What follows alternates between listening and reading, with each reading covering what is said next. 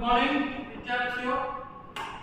સામાજિક વિજ્ઞાન એટલે કે સમાજમાં જોવા મળતું વિજ્ઞાન, સમાજ માટે બનેલું વિજ્ઞાન તેને કહેવાય સામાજિક વિજ્ઞાન. આજે સામાજિક વિજ્ઞાનની અંદર આપણે ભૂગોળનું એક પ્રકરણ જોશું જેનું નામ છે પર્યાવરણના ઘટકો અને એની વચ્ચેનો આંતરસંબંધ.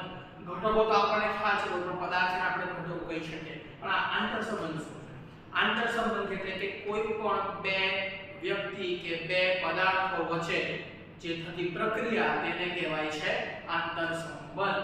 ચાલો તો આંતરસંબંધ તો ઠીક ખબર પડી ગઈ, પણ પર્યાવરણ જે આપણે ધોરણ 1 થી 5 ની અંદર ભણીને આવેલા છે તેમ છતાં પાછું એકવાર નજર મારીએ તો પર્યાવરણ એટલે શું કે પરિવત્તા. આવરણ જેને કહેવાય પર્યાવરણ, જેમાં પરિનો અર્થ થાય છે કે ચારે બાજુ. આપણે ચારે બાજુ જોવા મળતી દરેક પ્રકારની વસ્તુઓનો એમાં સમાવેશ થાય છે. સાથે સાથે આવરણ એટલે કે વિશિષ્ટ સપાટી એટલે કે પૃથ્વી ઉપરના, પૃથ્વીના ગોળાની ઉપર જેટલી પણ વસ્તુ આપણને જોવા મળે, આપણી આસપાસની જેટલી પણ વસ્તુ જોવા મળે છે તેને કહેવાય પર્યાવરણ. પર્યાવરણ ક્યાં ક્યાં નથી? દરેક જગ્યાએ પર્યાવરણ છે. એક બંધ ખુલ્લામાં પર્યાવરણ છે, ખુલ્લા આકાશમાં પર્યાવરણ છે, નદીઓના વહેણમાં પર્યાવરણ છે. પર્યાવરણ અત્ર તત્ર અને સર્વત્ર છે, જેને આપણે કોઈ પણ દિવસ નજરઅંદાજ નથી કરી શકતા. આના વગર આપણું અસ્તિત્વ જ નથી. એવું આપણે કહીએ તો અનુભવમાં આવેલું છે કે હકીકત છે. ભૂગોળ અને સામાજિક વિજ્ઞાન ઘણીવાર હકીકતોનો છાપ છોડી જાય છે. તો મિત્રો આપણે આજે જોવાના છે પર્યાવરણના ઘટકો. ચાર પ્રકારના પર્યાવરણના ઘટકોથી આખી પૃથ્વી રચાયેલી છે.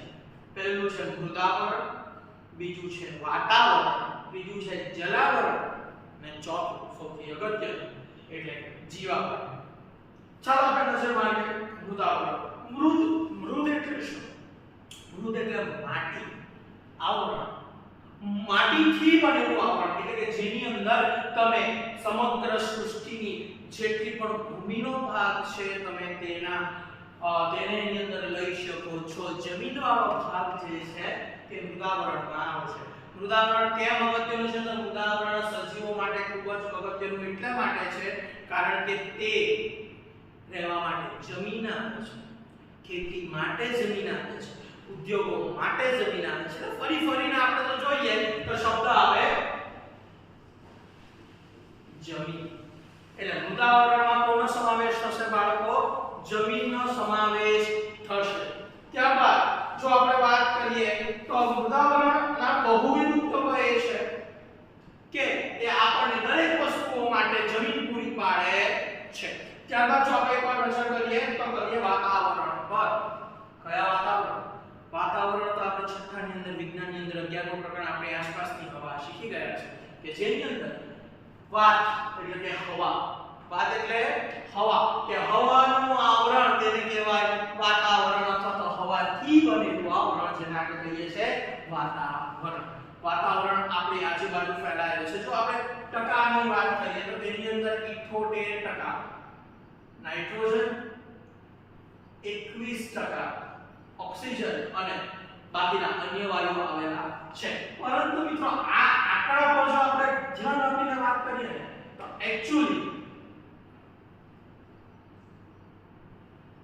78.9% નાઇટ્રોજન છે અને તેની સાથે સાથે જો આપણે વાત કરીએ તો 20.9 78.1% સ્માલ મિસ્ટેક percentage O2 આવેલું છે. આવી રીતે એ વાતાવરણને સંપૂર્ણ કરે છે. O2 ને આપણે પ્રાણવાયુ કહીએ છીએ કે જે આપણા મનુષ્યોના, પ્રાણીઓના, વનસ્પતિના માટે એક ખૂબ જ અગત્યનું તત્વ છે.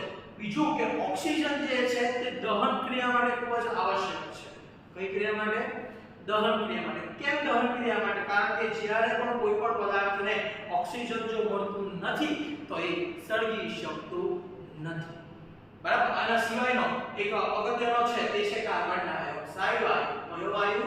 કાર્બન ડાયોક્સાઇડ વાયુ, જેનું પ્રમાણ આખા વાતાવરણમાં છે 0.03%. કેમ 0.03%? કારણ કે આપણે જોઈએ તો વનસ્પતિ સૌથી વધારે કાર્બન ડાયોક્સાઇડનો ઉપયોગ કરી લે છે અને એના બદલામાં ઓક્સિજન આપણને આપી દે છે. વૃક્ષો વાવવા જોઈએ હું વારંવાર તમને કહું છું. ત્યારબાદ જો મિત્રો આપણે વાત કરીએ તો આ વાતાવરણ માનો કે આ પૃથ્વી છે તો તેની સૌથી બહારનું આવરણ ઓઝોનનું બનેલું છે. શાનું બનેલું છે? ઓઝોન. ઓઝોન એટલે કે મિત્રો O3.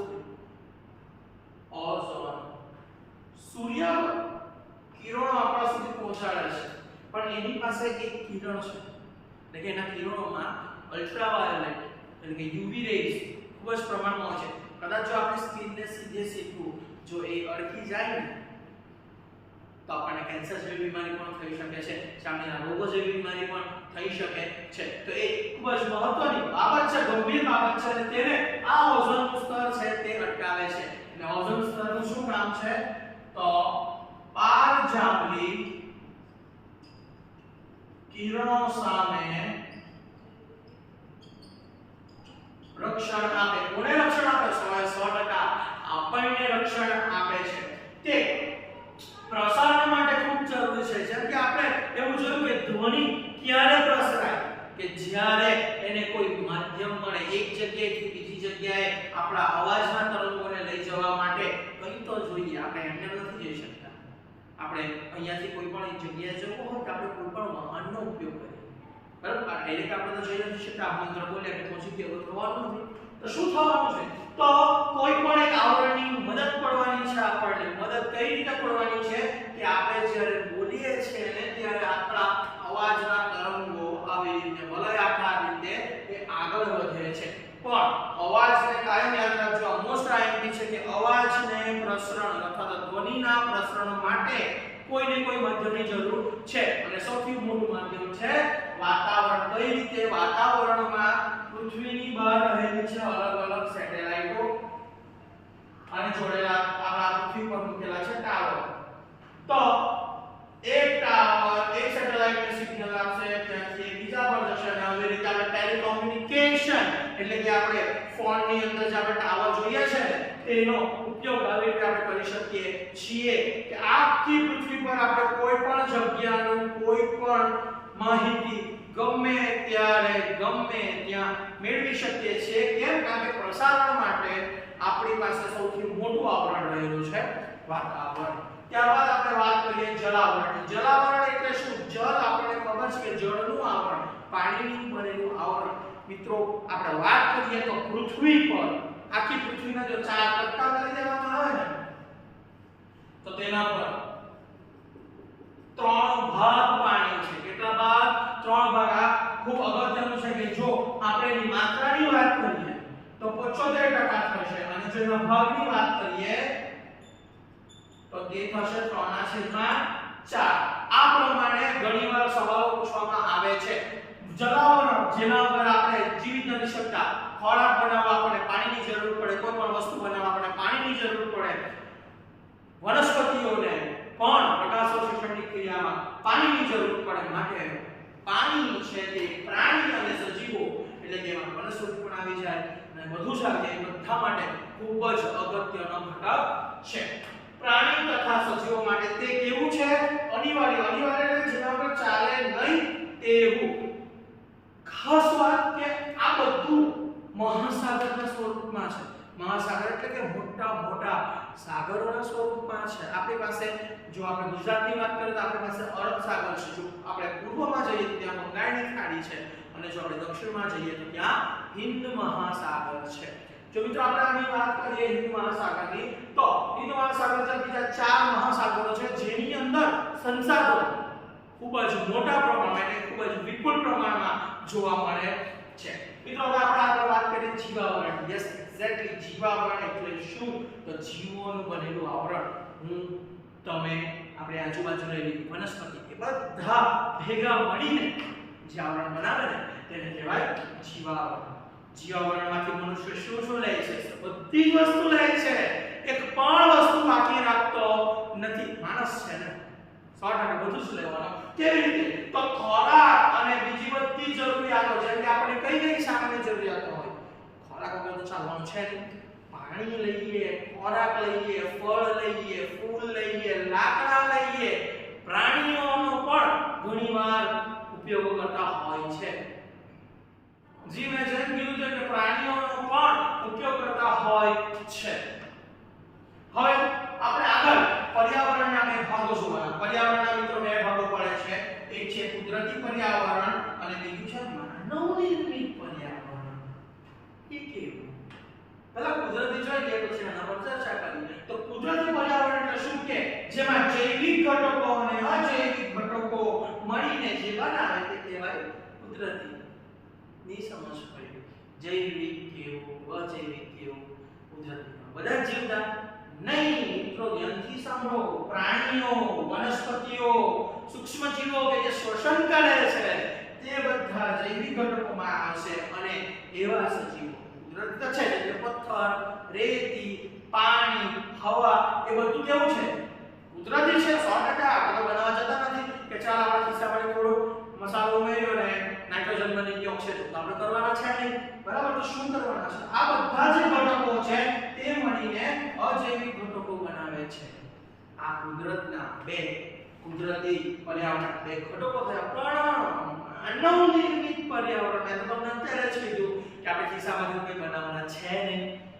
માનવ નિર્મિત પર્યાવરણ એટલે શું? અઘરો સવાલ. માનવ નિર્મિત પર્યાવરણ એટલે મનુષ્ય પાસે સૌથી વધારે જો કંઈ ચાલતું હોય તો તે છે એની બુદ્ધિ. અને એ બુદ્ધિ કૌશલ્યનો એટલે કે બુદ્ધિની આવડતનો એ ઉપયોગ કરે છે અને જૈવિક અને અજૈવિક ઘટકોને મળીને મેળવીને જે આખું વાતાવરણ ઊભું કરે તેને કહેવાય માનવ નિર્મિત પર્યાવરણ. ઉદાહરણ તરીકે તમે ઝૂમાં તો ગયા જ હશો.